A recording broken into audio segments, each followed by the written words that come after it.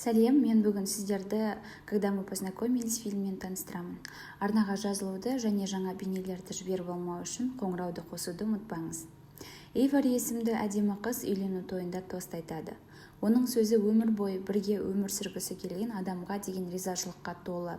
Оның көзқарасы Ноа есімді жігітке бағытталған. Осы сәтте олардың қалай кездескенін еске түсіре бастайды. Біз 2014 жылы Хэллоуин кешіне ауысамыз. Ноа клубта кезіп барлық кейіпкерлерді талқылай отырып, кездейсоқ Эйвориге тап болады. Ол оның фильмдегі бейсбол ойыншысы кейпінде екенін бірден түсінеді. Және бұл таңқаларлық емес, өйткені бұл оның сүйікті фильмі. Таныс емес жұптың әңгімесі оңай және жай барақат. Олар ортақ тілді оңай табады. Керри есімді әпкесінің дәрігермен сүйісіп жатқанын көріп, Эйвори кештен кетуді ұсынады. Ноа қыздан джазды жақсы көретінін сұрайды. Оған оң жауап алады. Ноа папта пианист болып жұмыс істейді, және ол қызға керемет қойылым жасайды. Бірақ оны Эйвори бөліп суретке түсетін бөлмеге апарады. Ол Ноаның әр суреті әртүрлі болу керек екендігін айтады. Енді олар Эйворидің үйінде. Ноа үстел футболын байқайды, және олар аздап ойнауды шешеді. Эйвори Ноаға хлопья ұсынады, және ол соншалықты беріліп кеткені тұтас пакетті жейді. Әрі қарай Ноа ғашық болып үлгерген қызды сүюді шешеді, бірақ ол оны жай ғана құшақтап, жақсы дос тапқанына өте қуанышты екенін айтады. Және осы сәтте біз қайтып келеміз. Қазіргі уақытта Эйвори өз тарихын аяқтайды. Оның күйеу жігіті Итан шығады, ал Ноа іс-шарада барлық алкогольді сіңіруге қабылданады. Ол тез арада дәретханаға түседі. Эйвори досына көмектесуге тырысады, бірақ ол жүрегі жараланған жігітке қалай көмектесе алады. Олардың артынан жуынатын бөлмеге жаңадан келген күйеуі келеді. Ол Ноаға қамқорлық жасайды, содан кейін ол өзінің қалыңдығын сүйеді. Одан Ноа нашарлайды. Эйвори Керриден Ноаның үйіне апаруын сұрайды, және ол құлықсыз келіседі.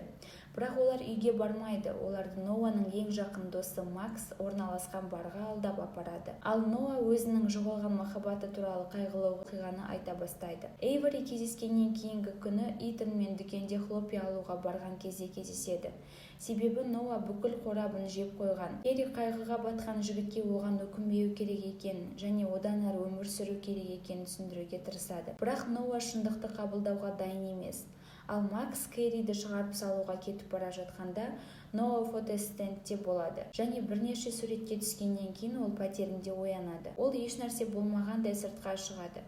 Және ол бұл туралы ойлайды. Көшедегі қыз бірдеңені шатастырды. Хэллоуин 2 күн бұрын болған. Бірақ жолда ол тағы да дүкеннен Хэллоуинға киініп алған балаларды байқайды. Ол 3 жыл бұрынғы газетті байқап, сатушыдан қазір қай жыл екенін сұрайды. Ол 2014 жыл екенін айтады. Ол Макстың жұмысына барады да досының әлі вице-президент емес екенін көреді. Және бұл Ноа бұл жерде қандай да бір оғаш аномалия болып жатқанына сенімді. Ноа көшеде Керриді байқайды, және олар таныс екенін айтады. Оның өміріндегі фактілерді тізімдей бастайды, және Керри Ноаны бір түрлі аңдушы деп санайды. Қуанышты Ноа үйге жүгіріп барып костюмді таңдайды. Эйвориді таңғалдыру үшін бұл жолы ол кешке келеді, және нағыз қаһарман ханымды ебедейсіз халықтан құтқарады.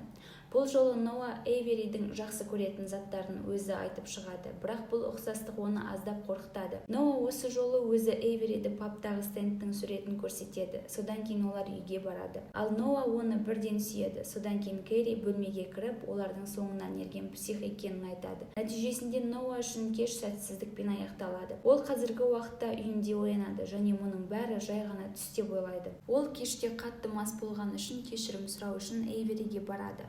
Бірақ ол өзгерген болашаққа оралды. Эйвори Ноаны өзінің досы ретінде емес, маньяк ретінде есіне алады. Керри екеуі оны қуып жібереді, ал Ноа фотостендке жүгіріп Хэллоуин күніне қайта оралады. Ол досы Макстан қызды қалай сындыруға болады деп кеңес сұрайды. Содан кейін ол дөрекі болуға кеңес береді. Бірақ Ноа шектен тыс шығып кетеді, және бұл Эйвориге мүлдем ұнамайды. Олар ұрыса бастайды, және қақтығыс барысы бір-бірін бассейнге итереді. Және осы сәтте Эйвори өзі Ноаны сүйеді. Содан кейін дауылды түн ұйымдастырады. Бірақ ең қызықты сәтте ол 3 жылға алға жылжиды. Бірақ ол оянғанда бәрі ол ойлағандай күшті емес болып шығады. Олар кейде бірге ұйықтайтын любовниктарға айналды. Эйвори Ноаны мүлдем сүймейді, сонымен қатар оны ақымақ деп санайды. Нәтижесінде ол бақытсыз болып шығады, өйткені олар қазір Итанмен жай достасып жатыр. Олар саябақта жүгіруді шешті, бірақ өз күшіне ие бола алмай құлап қалады.